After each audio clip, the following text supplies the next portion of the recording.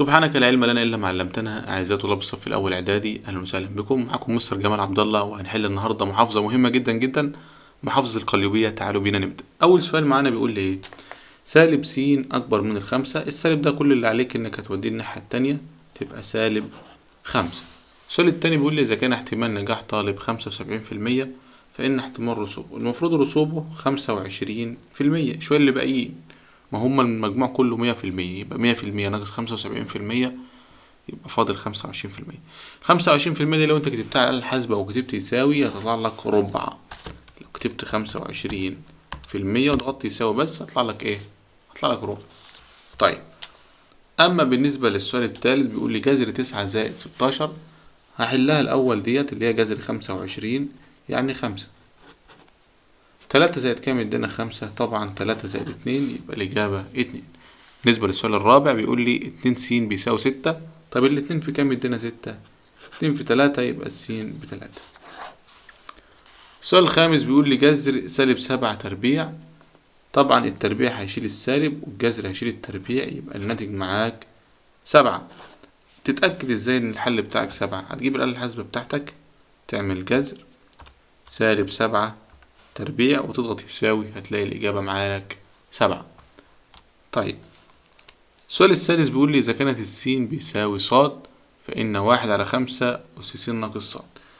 لو أنا فرضت إن السين ب5 فالصاد هي كمان هتكون ب5، يبقى 5 ناقص 5 صفر، يعني ديت أس صفر، وأي حاجة أس صفر بكام؟ ب1، يبقى الإجابة 1.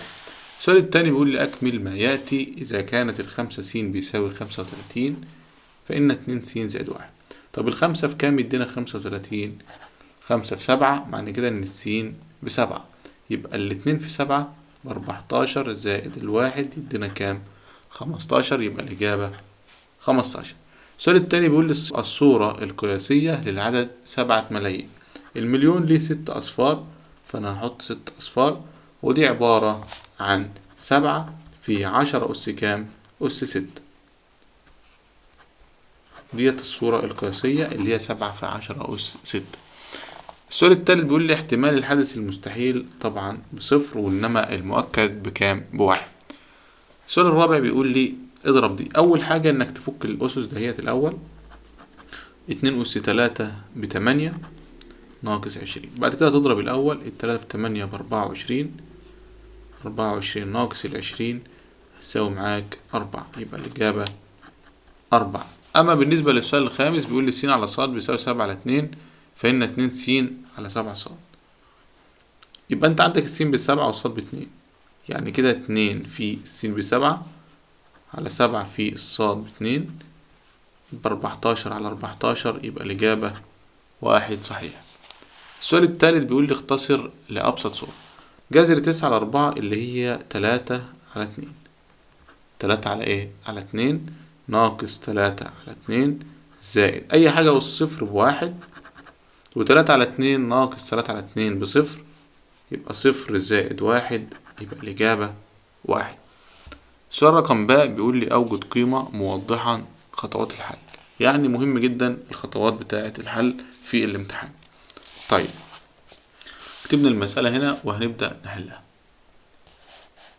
القاعدة كانت بتقول أول حاجة الأقواس، وبعد كده الأسس، وبعد كده الضرب أو القسمة، وبعد كده الجمع أو الطرح. فأنا هبدأ أدور على الأقواس، مفيش أقواس أدخل على الأسس. أنت عندك هنا أس 2 هي تفكها تبقى 4،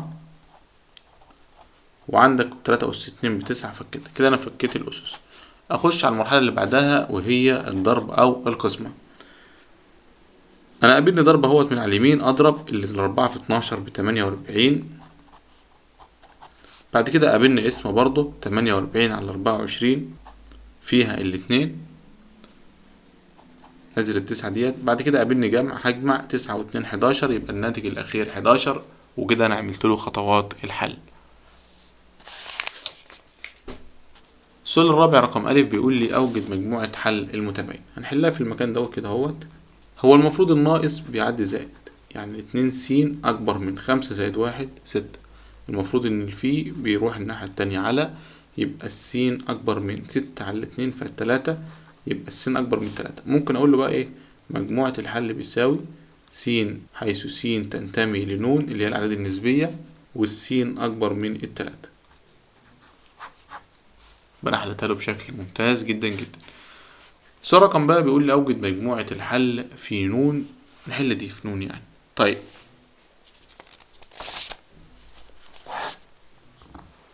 فهتلاقي إن دي الضرب هتعدي الناحية التانية قسمة. اتفضل عندك س ناقص 3 بيساوي 4 على 2، فالاتنين مش هم الأقواس خالص. الناقص هيعدي الناحية التانية زائد، يبقى س بيساوي 2 زائد 3، يعني الس معاك في الأخير ب5، يبقى مجموعة الحل 5. سؤال رقم 5 ألف بيقول لي أيهما أكبر. طبعا الأس الزوجي هو اللي هيكون أكبر. ليه؟ لأن الأس الزوجي هيشيل السالب، فده هيبقى معاك عدد موجب، إنما ده هيفضل سالب زي ما هو، وطبعا الموجب أكبر من السالب. السؤال رقم ب بيقول لي حل دي.